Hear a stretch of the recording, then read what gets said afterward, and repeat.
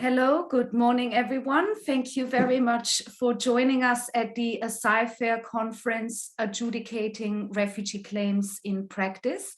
My name is Nicole Höllerer. I'm the lead researcher of ASYFAIR, and it's my pleasure to welcome you at the conference. Nick Gill, the PI of ASYFAIR, will also join us shortly. We are very excited to have such a big turnout at the event. And before Nick will join us, we have a welcome video from the Vice Chancellor of the University of Exeter, and I'm going to play this for you now. Welcome everyone to the ASYFAIR conference. It's great that so many of you could join us today, and it's a real shame that people can't be here in person as the campus is so beautiful at this time of the year. Although the disruption caused by the COVID-19 pandemic has been damaging for all of us, people seeking sanctuary from persecution have been particularly hard hit. Refugee camps have been poorly protected from the virus. Social distancing in refugee camps and communities is often practically very challenging, and the global distribution of the vaccine has favoured developed countries. The University of Exeter is committed to solidarity with people forced to migrate. Through our Sanctuary Scholarship Bursary Scheme, we make available 3 fully funded scholarships a year, 2 undergraduate and 1 postgraduate, to enable people who've been forced to migrate to pursue their education. We're also part of a network of universities that work to be universities of sanctuary, creating a welcoming culture on our campuses. We're really proud to be a university of sanctuary, but this is sometimes not easy and we're learning all the time. But we have a regular working group that meets at least every term and is always seeking to improve our practice. Through the work of the Provost Commission, which I lead, we're working with members of our community to ensure that the University of Exeter is an open, safe and welcoming place for all members of our community. This ethos carries through into the work being led by our Vice-Chancellor, Professor Lisa Roberts, on the development of the new university strategy. We also teach about the challenges facing refugees in a variety of disciplines, including in law, anthropology and geography. We found that students are usually keenly interested and concerned in the issues that refugees face, and many of our students are involved in refugee supporting charities and charitable work such as teaching English as a foreign language to displaced families. Our academics, through their research, are also addressing some of the challenges that displaced people face, ranging from work that addresses the conditions of camps in Jordan and the particular challenges faced by internally displaced persons, to studies on practices of hospitality in ancient times, the legal regulation of spousal migration, and the role of artificial intelligence in migration management. These themes and topics are brought together at Exeter by the Roots, Migration, Mobility and Displacement Research Cluster that runs regular seminars and talks. The ASYFAIR project addresses another fascinating and troubling aspect of the management of forced migration. Following the increase in numbers of people seeking asylum in Europe in 2015 and 16, decision-making systems were put under unprecedented pressure. This included courts and judges whose task in determining which asylum claims merit which forms of protection under international law is a complex and difficult one at the best of times. The ASYFAIR researchers were able to examine the reality of this pressure on the ground within the courts and tribunals of Europe. All of you attending today have different expertise relating to this area. It's my hope that the conversations you have will not only be interesting and revealing, but also meaningful in terms of sharing experiences and shedding light on different, better ways to do things in future. Once again, welcome to the University of Exeter. Thank you so much for your work and have a great and productive conference. Thank you very much to the Pro-Vice Chancellor for giving the talk. Nick is experiencing technical problems at his end, but he has prepared a video in advance, which I'm going to play for you. Hello everyone, welcome and thank you for attending the ASYFAIR conference. My name's Nick Gill, the Principal Investigator on the ASYFAIR project. During this session, I hope you don't mind that you're all muted. We won't be taking questions during this session, but please feel free to write a welcome note or introductory message in the text chat. We've been really pleased with the level of interest in this event, with over 50 paper presentations planned and well over 200 people in attendance. It promises to be an interesting and packed few days. The fact that the conference is mostly focused on one particular aspect of refugee status determination, asylum appeal court processes, will hopefully mean that the sessions will gel together nicely and that we'll be able to have meaningful conversations. The title of the conference is Adjudicating Refugee Claims in Practice, Advocacy and Experience at Asylum Court Appeals. Alongside a good number of academics from various disciplines, we are also delighted that we have some judges in our audience and amongst our speakers, as well as a number of legal professionals. We are also pleased that a range of experts, including experts by experience, will be taking part in the conference. We have representatives here from YASO, UNHCR, and a number of national governments and non-governmental organisations, which is also great. You are all very welcome. One of the reasons we felt that we should host a conference of this type is because much of the conversation and research on the topic of asylum appeals is highly legal and technical in nature. While it's obviously important to have a doctrinal or black letter view of asylum appeals, they also take place somewhere, sometime, and therefore have a geography and a sociology. Our interest over the next few days is therefore broader than legal rules. We want to talk and hear about how asylum law is experienced and how it is interpreted and implemented on the ground in concrete settings. One of the things we are most looking forward to over the next few days is sharing perspectives and conversations across disciplines and hearing about socio-legal approaches to appeals. The conference is born out of a research project that my colleagues and I have been working on for the past 5 years called ASYFAIR. The project has involved a lot of ethnographic work, which has meant observing asylum appeals in person in various countries. In total, including an earlier British project, we have observed over 800 asylum appeals and conducted work in 7 European countries. The researchers who have been involved in ASYFAIR are Nicole Holera, who has been especially influential in organising the conference, so a huge thank you to her, as well as Jessica Hambley, Daniel Fisher, and Lorenzo Vianelli. The ASYFAIR project was extended because of the COVID-19 pandemic, which means we're a little bit behind where we were planning to be at this point. But we're delighted that we have over 20 publications already published or underway arising from the project. And I think Nicole is going to post a link to our publications in the chat now.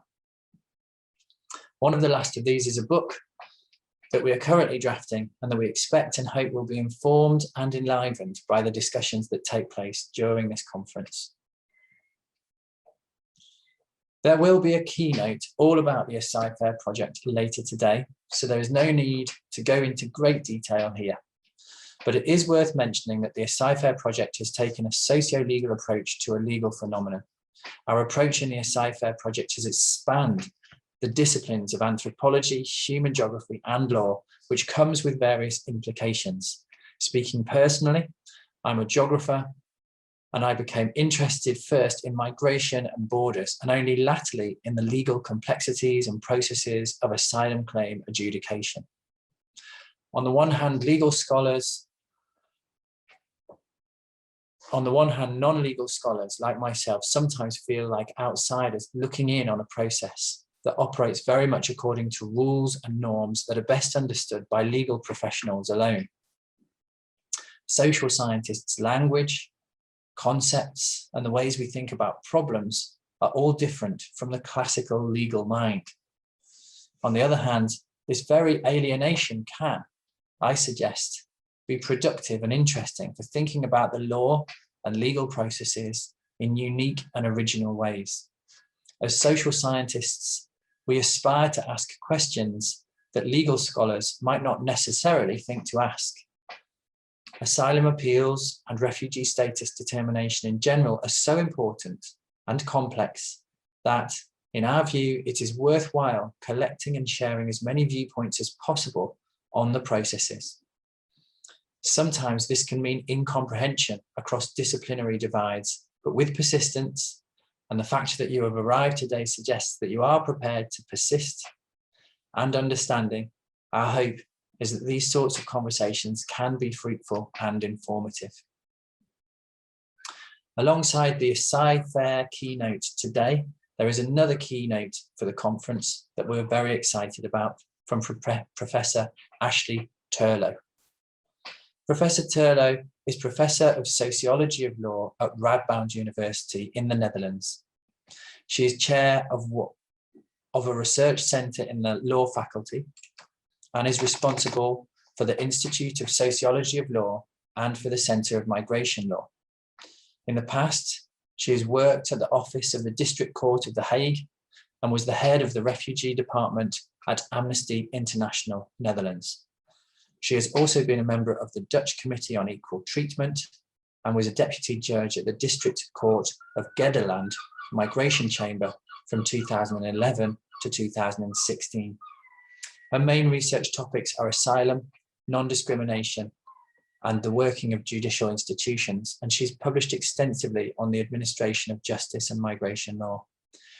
She will talk on the topic, the dilemma of discretion, deciding by the rules or by the heart in asylum cases, which promises to be fascinating, and we are very grateful to her for giving us her time.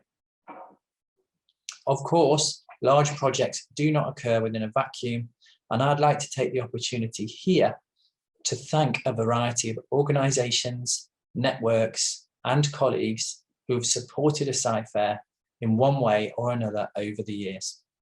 The European Research Council is a great funding body to work with and work for, and they have been generous not only in terms of funding, but also in terms of input to various aspects of the project, including helping us to make sure that what we have done is ethical.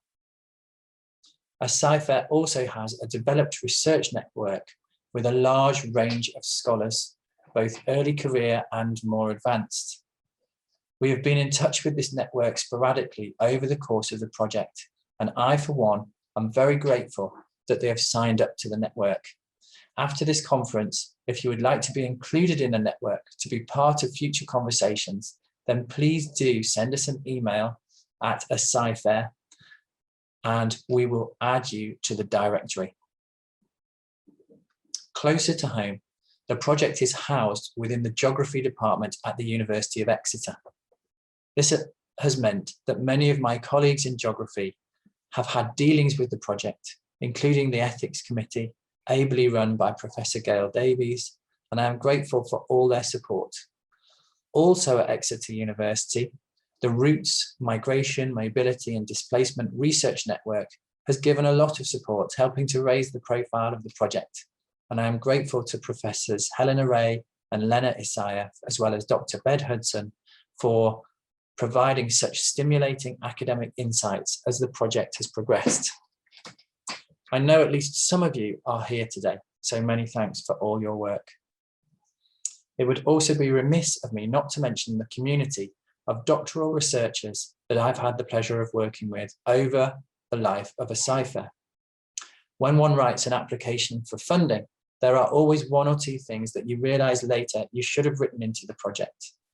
In the case of ASYFAIR, it was doctoral researchers, but it is a testimony to the great set of PhD students I've supervised during the project that they have been able to secure alternative sources of funding. It sounds like a cliche, often repeated by academics, but the best part of the job really is seeing PhD students shape their ideas and become successful.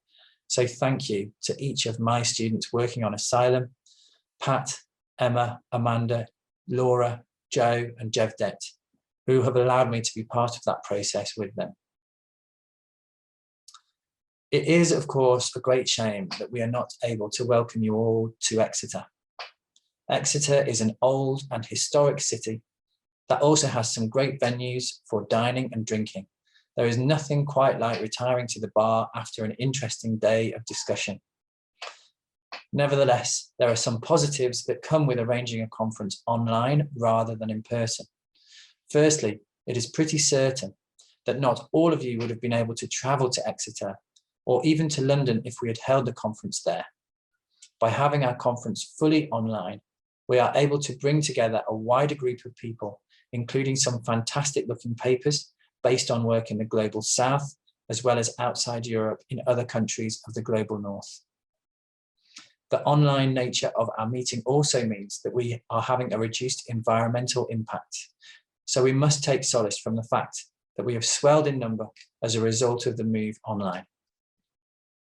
There are a few housekeeping suggestions that come with doing an event online, as I'm sure you will understand.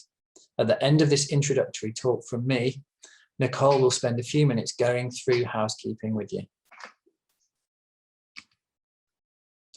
We have three main aspirations for this conference.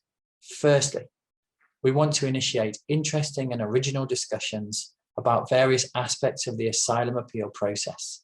We have a fantastic set of themes that have emerged across the accepted papers, including international experiences of refugee status determination, credibility, legal representation, legal aid and information, a session devoted to the discussion of Italy, as well as another one focusing on the UK, vulnerability, the common European asylum system, country of origin information, gender identity and sexual orientation, the effects of refugee status determination and asylum adjudication, and then sessions on case law and evidence, fairness, and access to justice. So I'm sure there's something for everyone within those sessions.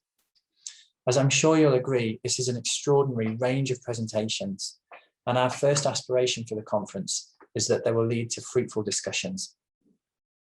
A second aspiration we have is to improve the depth and extent of your networks in the areas of research that you're working on.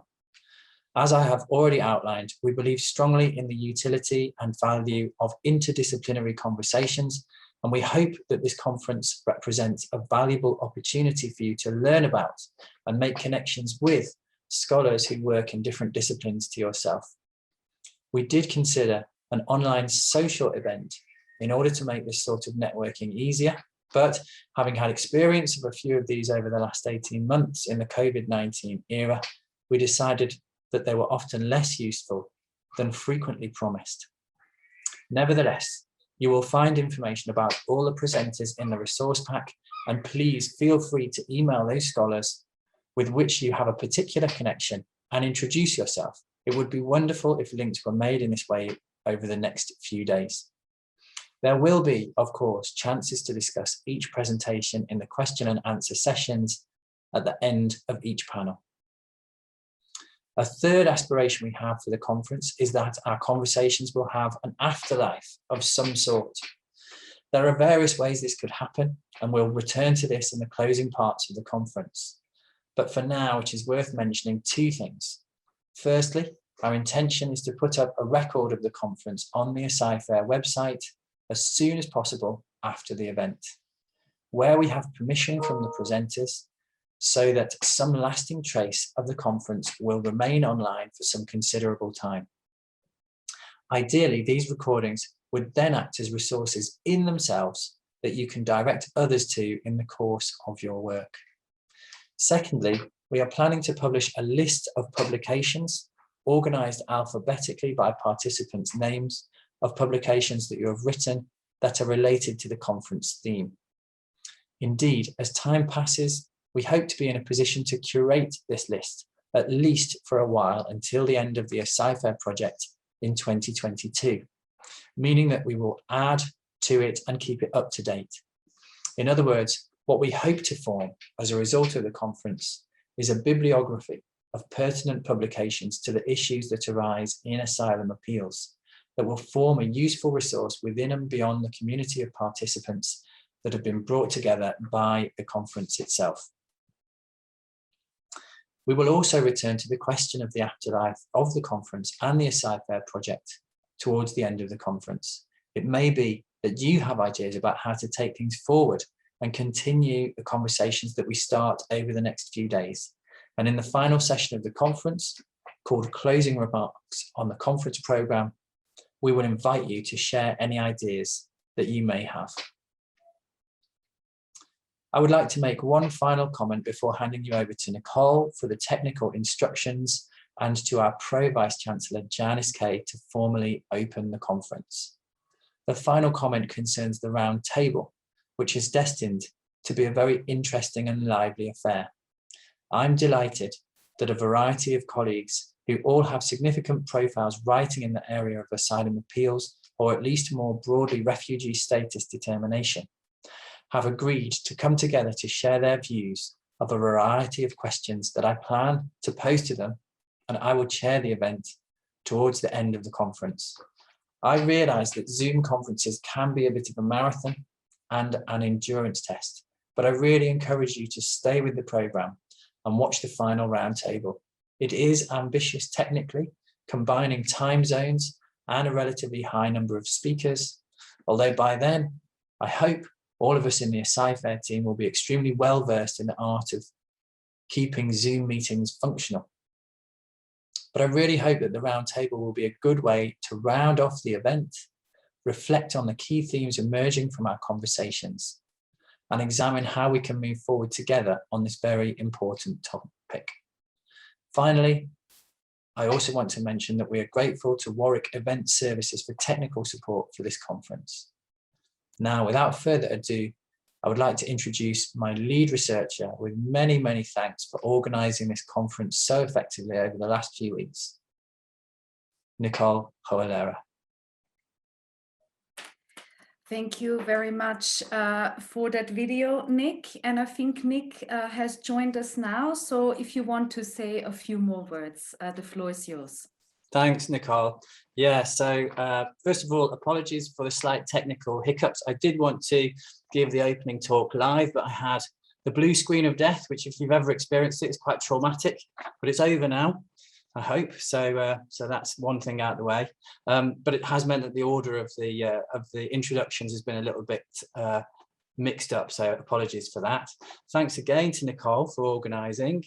It illustrates how important it is to have someone who's very competent at IT when things go a little bit wrong. I very much look forward to seeing you in the panel sessions later on today. Thanks very much.